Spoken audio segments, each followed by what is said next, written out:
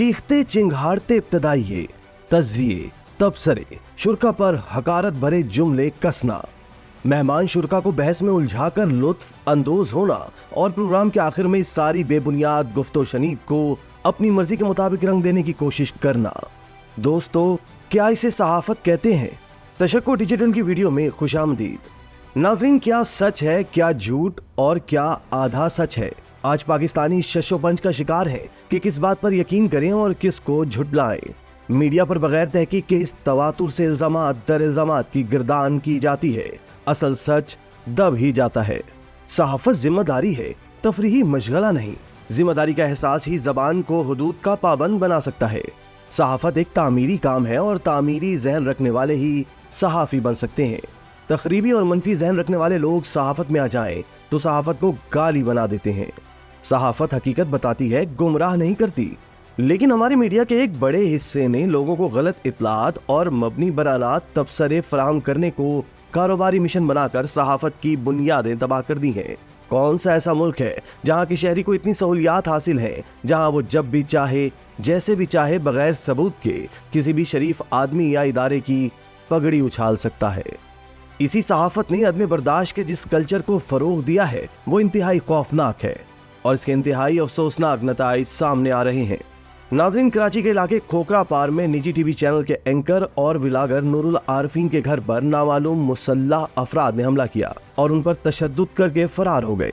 TV channel के anchor Nurul Arfeen ने इस हवाले से बताया कि वो अपने अहले खाना के हमरा घर में ही मौजूद थे कि नामालूम मुसल्लह मुल्जिमान ने घर पर हमला कर दिया और घर के अंदर दाखिल होकर उनको और उनके अहले खाना को तशद्दुद का निशाना बनाया और फरार हो गए। उनका कहना था कि हुकूमत पर तनकीद की वजह से उन पर तशद्दुद किया गया है। नाज़रीन, किसी पर तशद्दुद की हरगिज़ हिमायत नहीं की जा सकती, लेकिन इसके साथ साथ ये भी देखना होगा कि इस इंतहाई अमल की वजूहात क्या रहीं। हम एक दफ़ा फिर कहेंगे कि ये अमल मुनासिब नहीं, लेकिन इंतहाई अदब के साथ ये भी अर्ज़ करेंगे कि नूरुल आरफीन साहब, आप जो कुछ कर रहे हैं, जिस कदर बदज़ुबानी का मुज़ाहिरा आप अपने व्लॉग्स और प्रोग्राम्स में करते हैं, वो सहाफ़त भी नहीं है। इसलिए अगर ये कहा जाएगा कि सहाफ़ती अमूर की अंजामदही के सबब उन पर तशद्दुद हुआ है तो ये भी मुनासिब ना होगा। इसे सहाफत का नाम ना दिया जाए और हम इसे सहाफत पर हमला भी नहीं समझते। ऐन मुमकिन है कि इनका निजी मामला हो, इनकी किसी से जाती पुरखाश हो और मीडिया का शेल्टर लेकर उन्होंने अपनी जाती मखासमत का इजहार किया हो और फरीक सानी को मुश्तइल किया हो, जिसका रद्द अमल ये सामने आया हो। बहरहाल कोई हतमी बात नहीं की जा सकती। सिर्फ कराइन के हवाले से नूरुल आरफीन साहब के गुज़िश्ता बर्ताव और बगैर किसी तहकीक के पगड़ी उछाल रविश को जारी रखने के अमल का ये फितरी रद्द अमल करार दिया जा सकता है। नाज़रीन, सहाफत या जर्नलिज्म हमारे समाज का एक अहम तरीन इदारा है, बल्कि हमारे जमहूरी मुल्क में सहाफत को जमहूरियत का चौथा सतून तस्लीम किया जाता है। सहाफत को आम ज़बान में प्रेस भी कहा जाता है। प्रेस की आज़ादी किसी भी जमहूरी मुल्क में अहम तरीन आज़ादी की हैसियत रखती है।